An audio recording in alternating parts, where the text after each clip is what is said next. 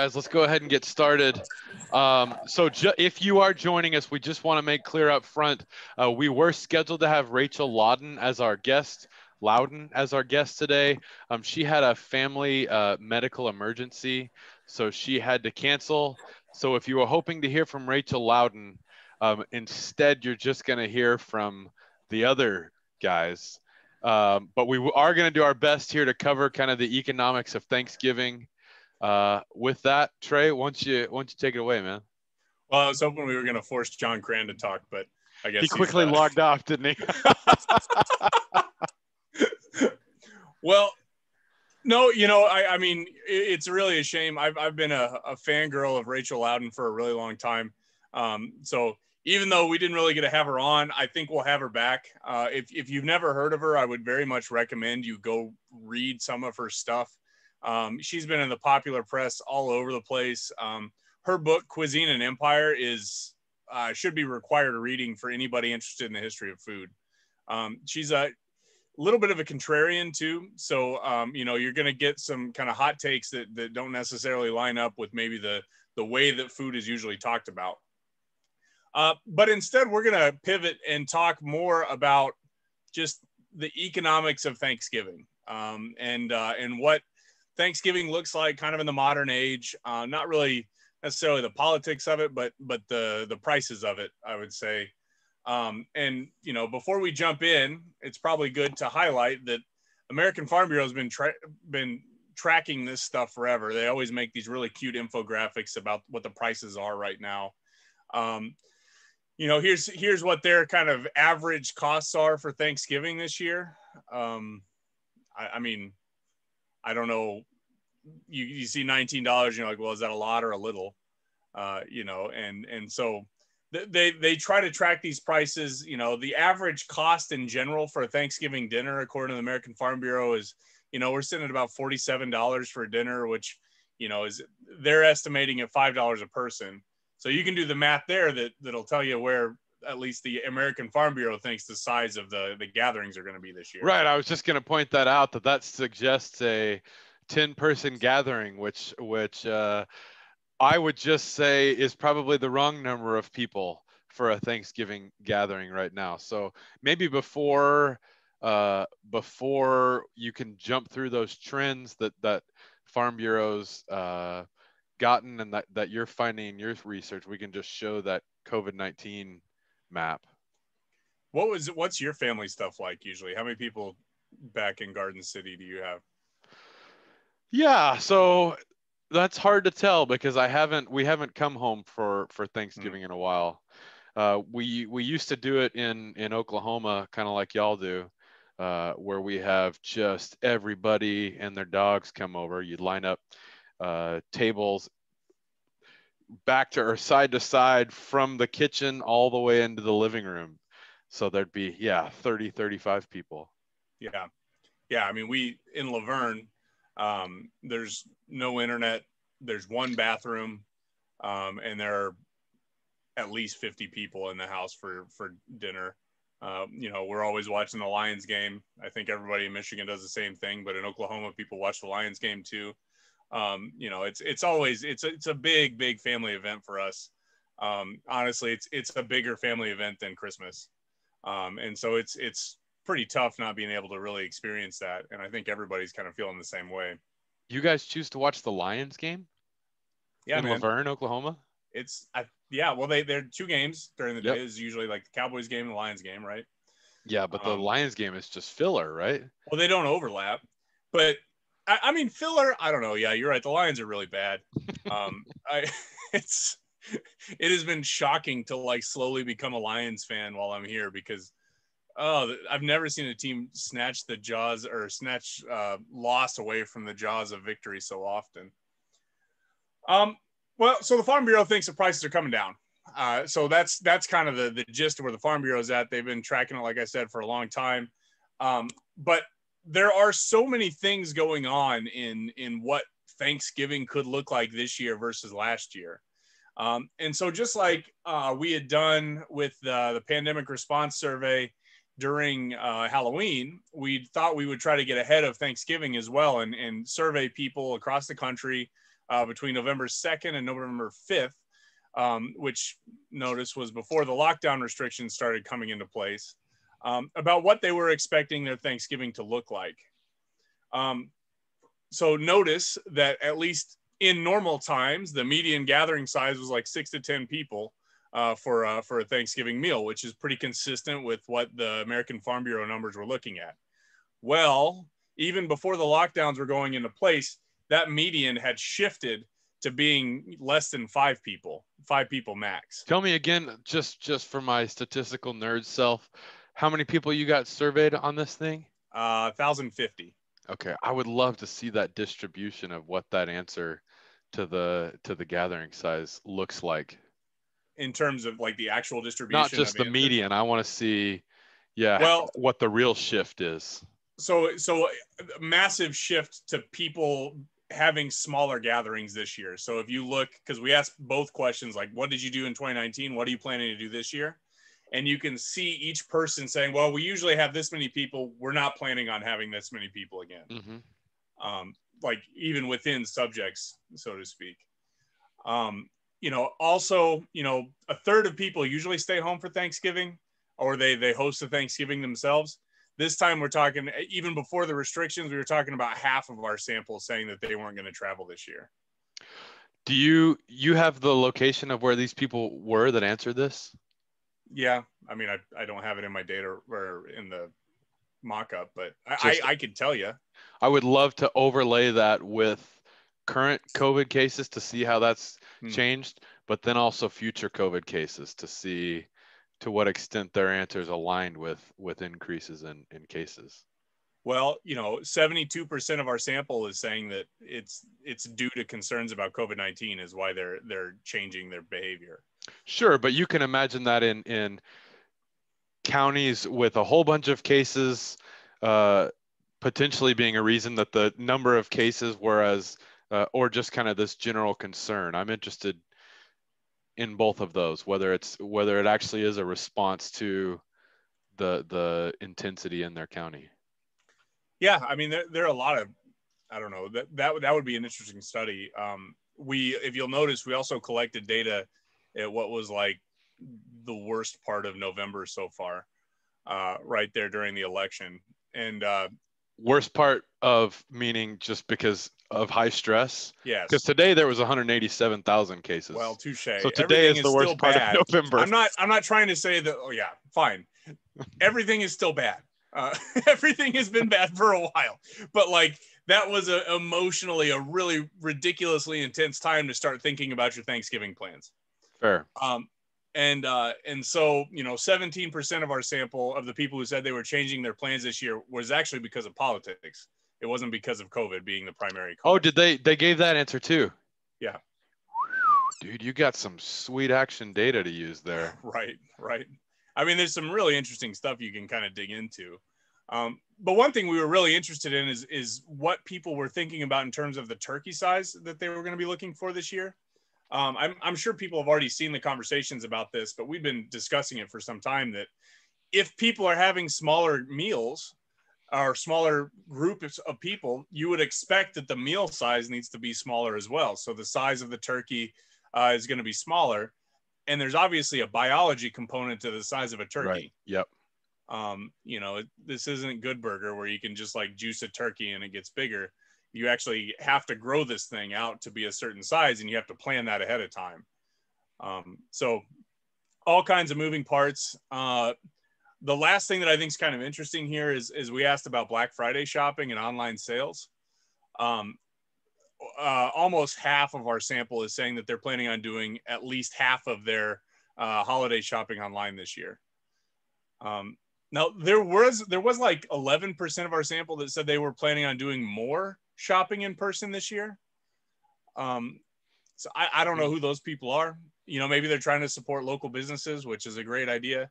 But at the same time, the idea of going to do Black Friday shopping is just, it's a nightmare anyways. But I'm still just not sure about what this, I just, again, this is my survey bias. What does it mean to do your shopping online? Does that mean that you're going to order over Amazon, or does that mean that I'm going to order it at a store and then go pick it up? They're going to dump it in my trunk. Well, we broke it down. It obviously isn't going to all fit on the infographic, but we have that question in there, like, what do you mean by online shopping? The big punchline is that there is a shift that's happening from 2019 to 2020, where people are clearly trying to move away from shopping in person. Except for some of those sample, which you don't know what those guys are doing. Yeah, except for 11% of people that make no sense. So yeah, Thanksgiving was obviously going to be different, and it's not just different for you and me; it's different for everybody across the country. And this is a big part of the reason. So just Trey, just for my interest, I asked you or you asked me a couple of weeks ago what we were planning on doing for Thanksgiving, and I just kind of said, I don't know, it depends on what the world looks like. And so now that we're at that world where the world's burning down, we are locked up tight in our house. What's the plan for y'all? Absolutely. I mean, I'm not going anywhere. That you always think like, well, there's only a handful of people that I even talk to on a daily basis. And like I talk to an even smaller number of people in person every day. So at least in my head, it's easy to assume that I have a small bubble. But then when you start factoring in everybody else's bubbles, the next thing you know, your sphere of people that are potentially carriers of COVID-19 is way bigger than you realize. So this is some really interesting data that they put together on the Georgia Tech campus, trying to look at like event risk. So given a certain size of an event, what's the probability in each place in the country that one person at that event has coronavirus? It's kind of scary. It's not just kind of scary. Yeah. It's insane. So you've got here highlighted Finney County, Kansas, which is where I'm from. Originally, you had Harper County, Oklahoma. That's Laverne, right? Right. So you were going to tell the story there, but I think the percent there was something like 67. So I said, you've got to change this for me because I definitely win on this thing. Finney County, Kansas looks like if you have a gathering of 10 people, is that what this is? I think I'm at 25 here. 25 people. Okay. So if you've got a gathering of 25 people, there's a 90% risk that at least one person will have COVID-19. Which is, I mean, crazy, right? Like if you really take a step back and you think about like the risk that you're imposing, not only on yourself, but on the other people that you bring with you or that you are engaged with, if a 25 person Thanksgiving back home is not very big where I'm from. And so, thinking about this in the context of what's going on in the world, the data that they're releasing out of Western Michigan is that I think 1 in 10 people who have to go to the hospital for COVID aren't making it out. 1 in 5 people who do survive are experiencing some type of mental issue coming out. I mean, there's incredible concerns across the country, particularly in rural places, about the hospital capacity. And it's not necessarily beds. It's not really ventilators in the production function of hospitals. It's access to nurses. It's access to medical personnel to handle all these new cases. I'm sure everybody who's watching knows at least one person who works in the medical profession. Go talk to them. See what they think about what's going on. Well, dude, it's interesting because at the beginning of this, so I feel a little bit like I know that this isn't necessarily a second wave. I think we're kind of still in that peak of or approaching the peak, hopefully, of the first wave. But I remember at the beginning we were talking about how novel it was to know someone who's got COVID. Yeah. And I feel like that has definitely changed just in the last week for me, and talking to you sounds like it's changed for you too, where I just feel like I know so many people from back home now that are dealing with this. I know so many people from all over. I mean, it is incredible to see how this is marching forward. And like I said, the people that I know have gotten better so far. Well, not all. One didn't make it, but a lot of the people that I know have gotten better. But they're not out of the woods because, like I said, we still don't entirely understand the long-term consequences of having had coronavirus. And so there are just all these unanswered questions, and the best thing you can do is just try to avoid getting it right now. That's right. Not only which for yourself. exactly. So if anybody's watching and they're curious about this tool, it's not very hard to find. Just Google COVID-19 event risk assessment planning tool, and it'll come up. Georgia Tech is running it, but obviously there's a lot of people working on it across the country. The data is really interesting. Just zero in on your county. Ingham County, by the way, the risk level is much lower than Finney County. I think the risk level at the same size is like 40%, but still. Those aren't great odds, man. Yeah. So, yeah, I guess we're doing better, but nothing is great. So just be safe.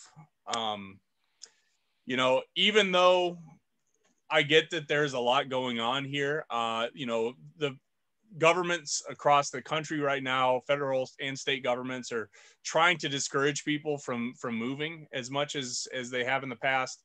Lockdowns round 2 is what they're talking about in the New York Times. There is a handful of states that are imposing curfews. And from what I've read, it's not clear that they're terribly effective. What do you mean by effective? Well, there's an enforcement problem of pulling somebody over for being past curfew. There's just a lot of questions about how COVID is transmitted. So, it's not like coronavirus can be transmitted during the day and can only be transmitted at night, right? Like there's no sunset on coronavirus. You mean effective in terms of a curfew reduces the risk of disease? Correct. Okay. Correct. So, the CDC is just trying to appeal to, I think, people's better judgment about not traveling for Thanksgiving. I get that honestly, it's a hard choice to make. Some people might not make that choice, and ultimately, I guess you're capable of making your own decisions. But it's not just about you; it's about the people that you could potentially infect if you have it or don't have it, or it's about the people that you might infect after you get it at Thanksgiving. And again, it's pretty likely that you might get it at Thanksgiving. I just want to just say a quick kind of law note about the curfew thing, that you're right. Coronavirus doesn't just come out at night, but states have limited actions that they can take to enforce things on their citizens. And so a curfew is many times one of those. And while you're right that direct action may not make the miracle, it does do a good job of enforcing or kind of explaining to the citizens the seriousness of the situation. So even if it's not directly preventing cases, I think the embedding in people's minds how big of a deal this is does make them comply with kind of other guidance.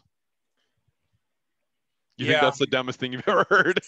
Well, I think that there's this whole theory of reactance that exists in psychology that says that if I tell you not to graffiti a bathroom, it actually increases the likelihood that you graffiti the bathroom. Okay, well, let's think about the differences here and there, which is if I graffiti a bathroom, there's zero risk of death for me. Whereas here, this is enforcing for some people the seriousness of that impact of harm. Yeah, I mean, I hope you're right. Obviously, like I said, I really wish people would take this more seriously. I get nervous when certain public policies are passed that could trigger that reactance decision. And part of this gets to, I think, economics and psychology, but part of it also gets to the fact that the world is just so polarized right now. Do that one, man. Let's stop talking about policy and do the paper that came out. Yeah, so this paper is from a couple years ago that they were looking at basically cell phone tracking data for people traveling for the holidays after the 2016 election. This is in Science, which is I think it's a pretty good journal from what I can tell. It's I've never heard of it myself. Probably the best journal, but that's right. This article basically tries to track the transportation and travel of people across the country after the 2016 election, based on where they're from and the politics of where they came from to the politics of where they went to. And what the article finds is that Thanksgiving dinners in which the hosts and guests lived in oppositely voting precincts were up to 50 minutes shorter than the same party precinct dinners. Okay, so if you are, living in a liberal precinct and you went and visited your conservative family, you stayed at your conservative family 50 minutes shorter than what we would have expected you to stay otherwise. So that's good news, right? That Yeah, true.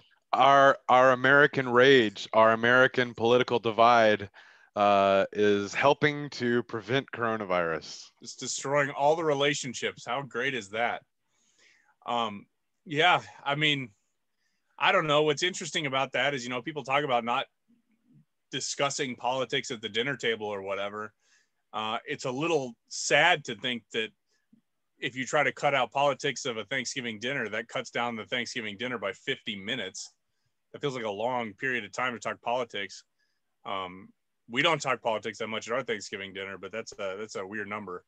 Well, 50 minutes isn't that much shorter, I don't think, than what I'd expect to celebrate. You kind of go there and you stay for hours and hours and hours, don't you? Yeah, So I mean, I would guess love to see it this as depends a on your travel. percentage of average stay. Yeah, the paper is really interesting. It's definitely, it's a short read because it's in science, but they've got some really nice figures, and if that's a topic people are interested in, I can definitely recommend that paper. It's really good. Okay, so let's talk about Thanksgiving prices, Thanksgiving data. This is the thing that everybody likes asking ag economists about around the holidays, prices of meals. Fortunately, Jason Lusk did all the heavy lifting for us. So thank you, Jason. This is from Jason's blog. One thing that he points out that I think is really interesting is that the Bureau of Labor Statistics has not reported retail turkey prices since February. And you've got some theories about why that is. Well, it's not really just even theories. It's just the reality that the BLS has shifted its tracking of prices to online posted prices.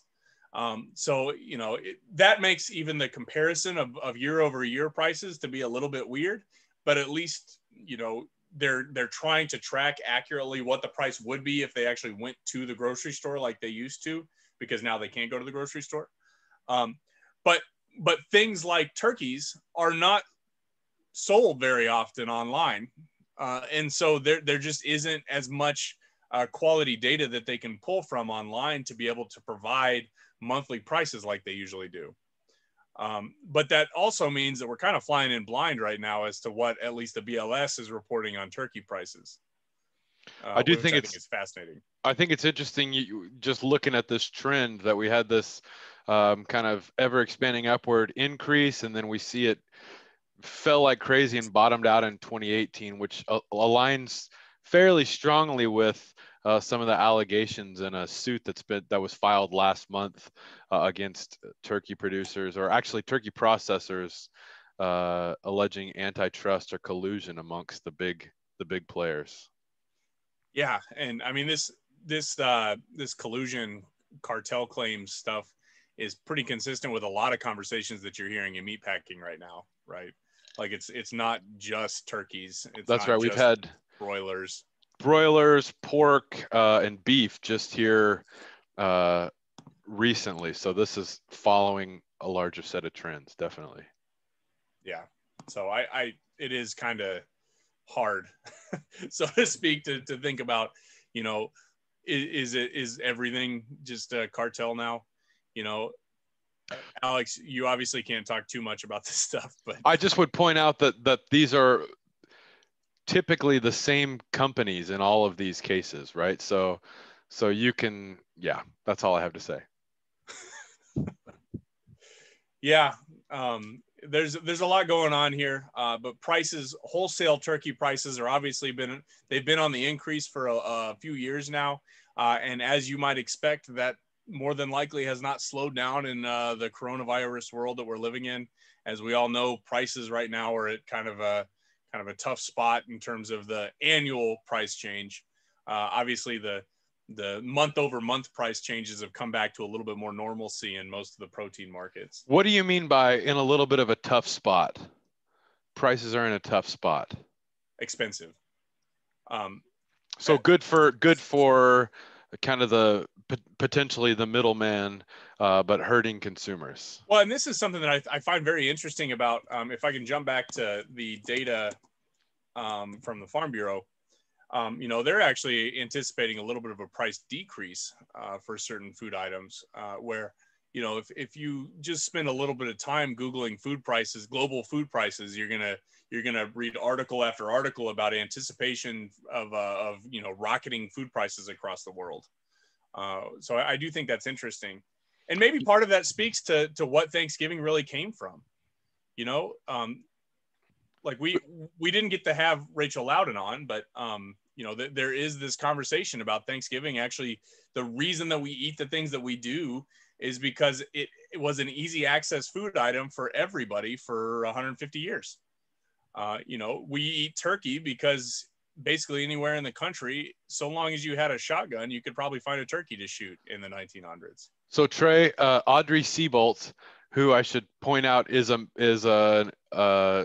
for the Farm Bureau, said, "Where's the beer and wine?"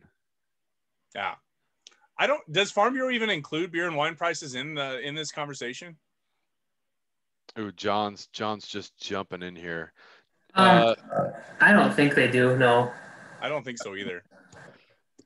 John, you've got a point that you just posted in the chat. You want to go ahead and give us that? sure. So I'm just looking at some of this data, the expanded data for the Thanksgiving cost from American Farm Bureau, and yeah, just make the point that the average cost of turkey this year is $19.39 for a 16-pound whole bird, or a $1.21 a pound, and that's a decrease of 7% from last year. And so you're saying that this price increase for turkey probably isn't holding, at least according to Farm Bureau. Well, and I guess the question for me is like, it seems like everybody's running a price, a sale on turkeys right now, and is a loss leader. They always do. How does that factor in all this too? And that's the immediate question I have. It's 39 cents a pound at family fare is very different than a $1.21 average. So let me throw up this data because I think this data is really interesting. So first of all, it takes a while for a hen to reach the processing weight. But also, I think it's just really interesting to see the cold storage numbers and the seasonal cyclical nature of whole turkeys and ham prices. Ham and whole turkey storage. So this is million pounds on the y-axis. It's interesting because that looks pretty dang predictable to me. So I don't Hold on. know. What do you mean? What do you mean that looks pretty dang predictable? Cold storage. You can see that cyclical nature of cold storage for 10 years.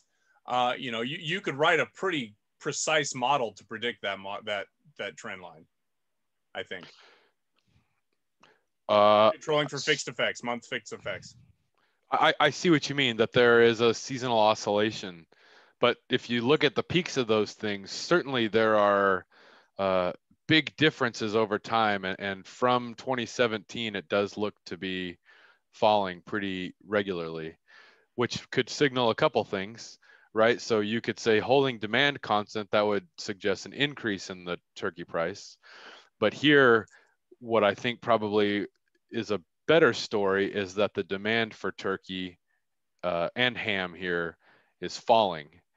And so I like John's point there that if we're doing this as a loss leader and demand is falling for this, especially in this atypical time where we're not going to have traditional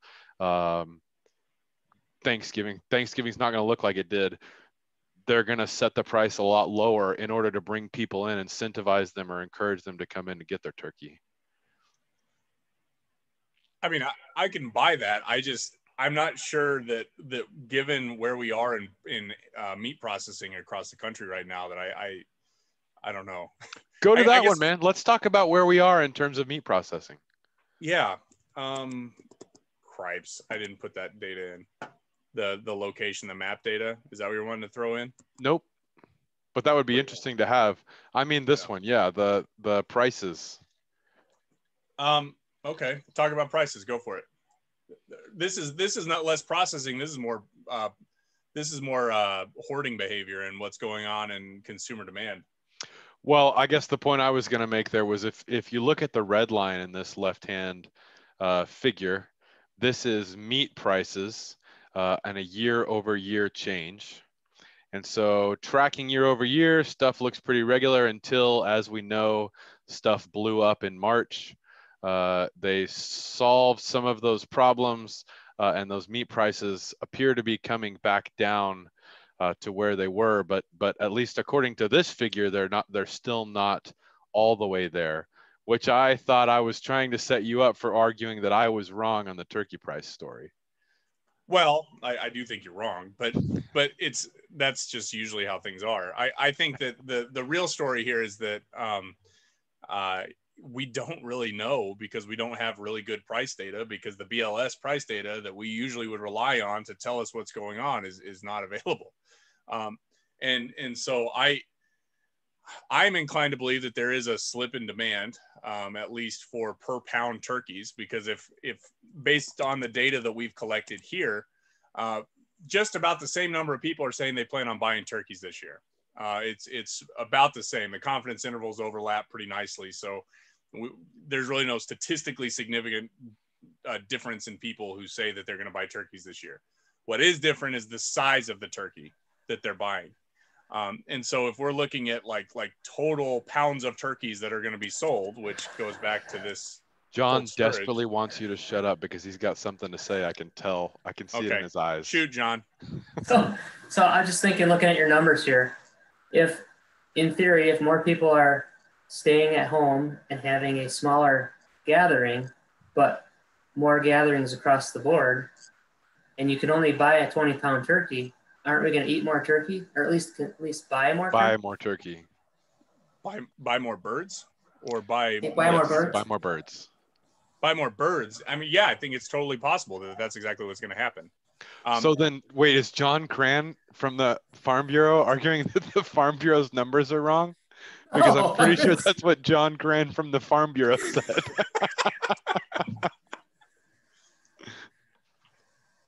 I got confused because of Jason Lusk's data there, so that's. Well, yeah, I blame everything on Jason Lusk. Yeah. All my successes and failures. So I think that the big point that I'm trying to make here is that the number of pounds that I'm anticipating people will buy is smaller this year than what it usually is. So there was a drop in demand for the number of pounds, but the number of birds themselves, I would say, is probably going to be about consistent. I find John's anti-Farm Bureau point to be pretty insightful, and I think actually it can align with it's not anti-Farm Bureau. Poor John. Maybe there's just more turkeys. Well, but there aren't. See, you can see that from the data that Trey's got here. You're not going to talk yourself out of this one, man. Okay.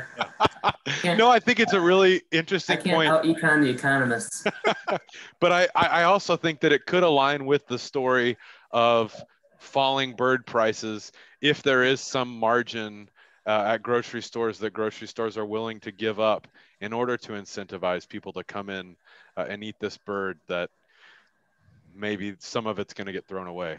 Well, I mean, you're right. The loss leader conversation really adds in this whole other wrinkle of pricing strategy that you see at the grocery store versus what the processor or the producer might actually see on farm.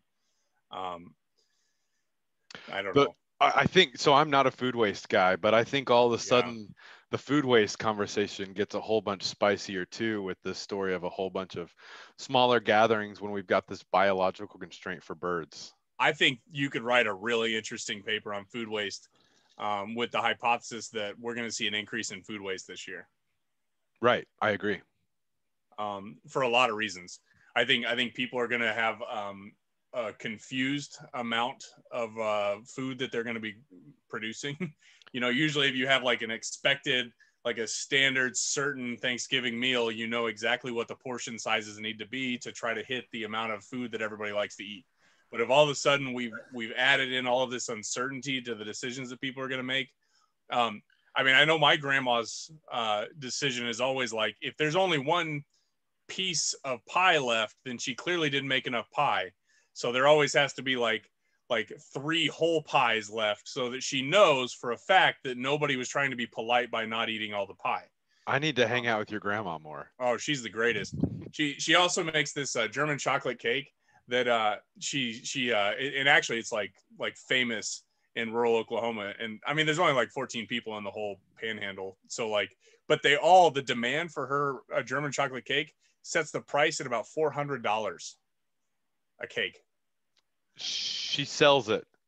Yes. Well, okay. at these auctions, the like bake sales. Oh, I gotcha. I see what you mean. You know, the whatever Methodist church in First Methodist in Laverne and Buffalo. Like it's world famous in Laverne, Oklahoma. Don't get me wrong. I think talking about your grandma is the most interesting discussion ever. I've got a point here. Let me get to my point.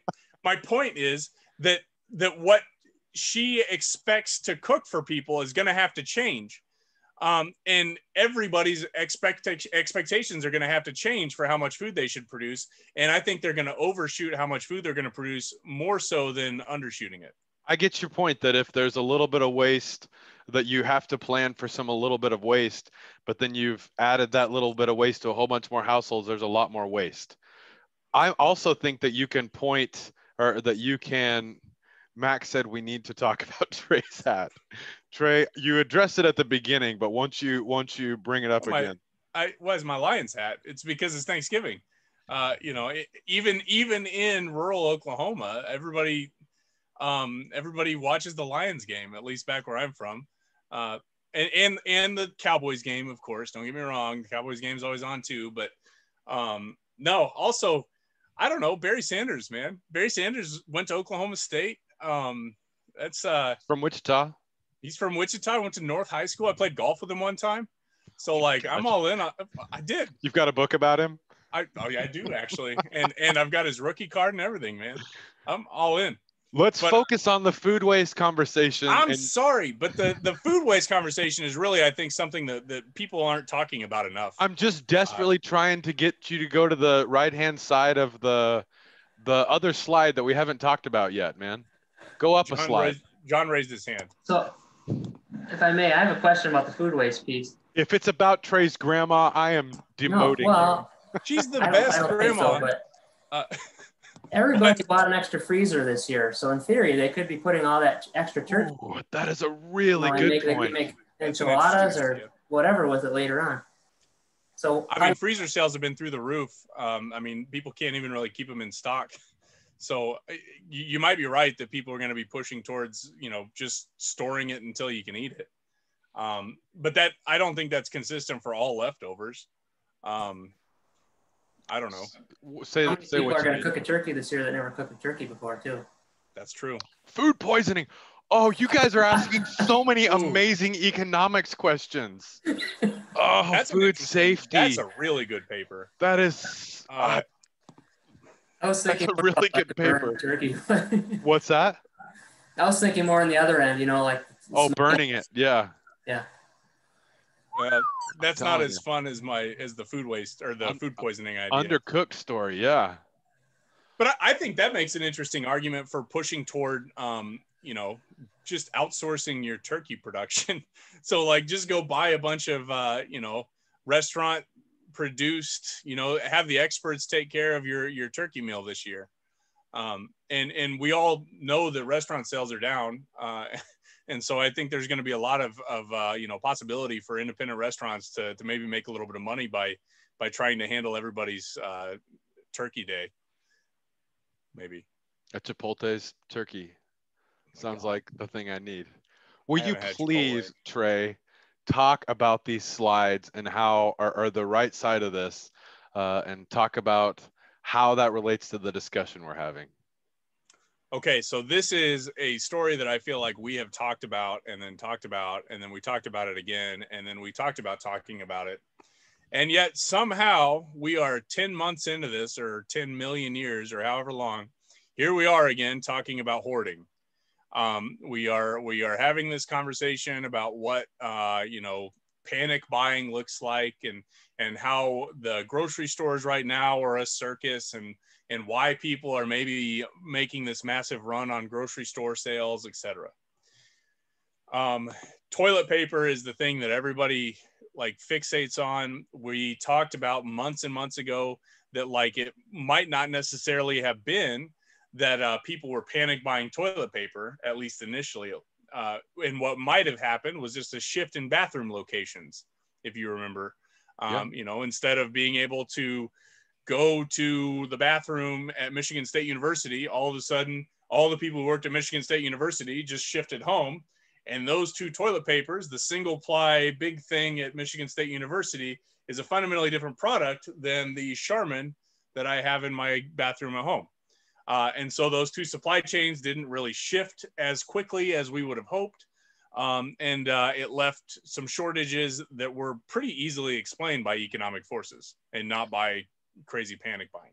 And I just feel like I've really gotten this wrong, because I was just on an interview last week or something, and they were asking us, as we go into the winter, are we going to see the same stock out question again? And I said, oh no, don't worry. Last time was a complete surprise. And this time we've been seeing this uptick in cases coming a mile away. So no, grocery stores, producers will prepare for this. We won't see the stockouts like we saw last time. And then I think immediately after I said that, I looked on Twitter, and Jason Lusk had posted a picture showing an empty toilet paper aisle.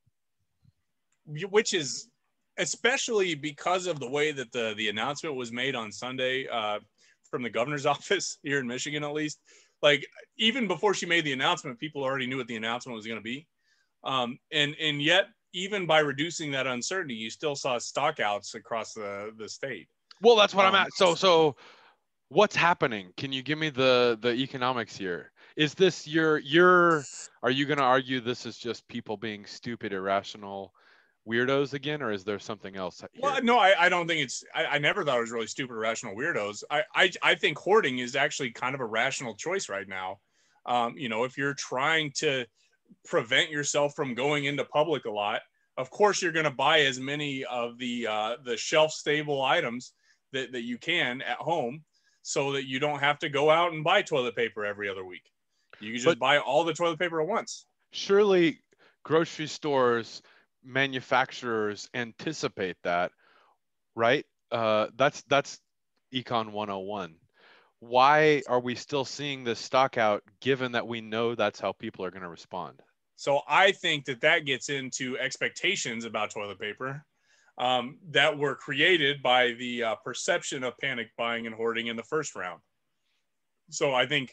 Give me that again. Say that again. So I think people saw that there was a stock out last time, and they were like, oh my God, I need to make sure that I'm not on the bad end of this stock out, because we've already had it once. And so they went and basically overbought. Now, I don't think that it's necessarily the case that they won't ever use the toilet paper. I just think that they're going to have toilet paper in their garage for a long time. And so they're not going to be shopping for a while for toilet paper. Maybe it's that, and that maybe. To what extent do you think it's the supply chain and shelf space story that we've kind of been dealing with too, that we've only got a fixed amount of space on the shelves for toilet paper and in the warehouses at the and Walmart. The warehouse? Exactly. Yeah. Well, that's definitely true for John's story about the deep freezes. I mean, those things are expensive and heavy, and they take up a lot of space in warehouses. And so you don't want those things just sitting around. You don't want to have like a million deep freezes. So you just have the deep freezes that are on hand. Another one was obviously predictable is hot tub sales. So hot tubs are stocked out all over the place right now. That was pretty predictable that we were going to go into the winter. Everybody knew that, you need to try to stay outside as much as you can. Hot tubs make a lot of sense. And so people were buying hot tubs. Well, those things take a lot of time and a lot of storage space to be able to produce and keep on hand. And so there's a pretty big delay on ordering a hot tub off of Wayfair right now. So I think that is part of the story, but I don't think that's all the story. I think there's a lot of psychology to this as well. So and Audrey points out that we are finally seeing frozen vegetables are in stock, even though they have been having problems of short supply for a long time, which goes, I think, with your freezer story. I do know that because my kids have been locked in the house for approximately forever, we've been desperately trying to find a puppy dog to get them, and it's the same story. Everybody and their mom has gotten a puppy dog this year, so you cannot find them within the 400-mile radius, man. That's shocking. That one I would have not guessed. There's a biological component there too. Well, yeah. I don't know. I didn't know you guys were looking for a dog. That's exciting. It's Aleks something. hates dogs. I do not hate dogs. I just am not crazy about getting one. Okay. Well, I don't know. It's, prices are going to be, I think, are going to be a conversation that economists are going to be focusing on for a long time. We focus on prices anyways, but the incredible exogenous shock that is coronavirus, I think, is going to be one of those topics that, Aleks and I were working on a thing on ethanol prices. We're looking at a thing on egg prices. We're looking at a thing on meat prices. It's the prices tell you a lot about what's going on in the world, but obviously there's a supply and a demand conversation that you have to really understand what's going on. Which is why looking at comparable sales in a place like Walmart, which is what I've got up here, tells you a little bit more, not just about the supply constraints, but the demand constraints as well. So you see the year over year sales at Walmart actually increasing over the last few quarters. So yeah, I think that's what we got. So we've got a point from Kenda Curtis, which says, just a plug to say, yes, please buy your entire Thanksgiving meal from local restaurants. They need it. Larry makes a point here. He says, I think this is a point relating to our food waste discussion. So Larry says, back in the 60s, the U.S. decided to take the excess supply of turkeys and shift them to some developing country. He says maybe it was Sudan, in an attempt to be charitable, but then they flooded their local market, which means that the small businesses in that country, Sudan, didn't have businesses, having kind of a knock-on effect in that country. So yeah, just the question of or the point of food waste and the solution to food waste is a tricky story, and charity is not always the kindest of approaches. Oh, that's absolutely true. Actually, John, you didn't tell us what you were doing for Thanksgiving, so I need to know. Sure. So my wife and her two kids, we're gonna have our in-laws over, just a small group. My in-laws watch the kids quite a bit often, several times a week anyway, so we're already in the same circle, so we're just keeping it small. So normally we have extended family over too, or we go to their house. I figured you would be protesting all of the things wrong with the Farm Bureau's calculation of Thanksgiving prices. No? Okay. I just saw one of your slides and I thought I'd raise the point. John, do you think we're going to have a needle on a Secretary of Agriculture in the next week or so, or?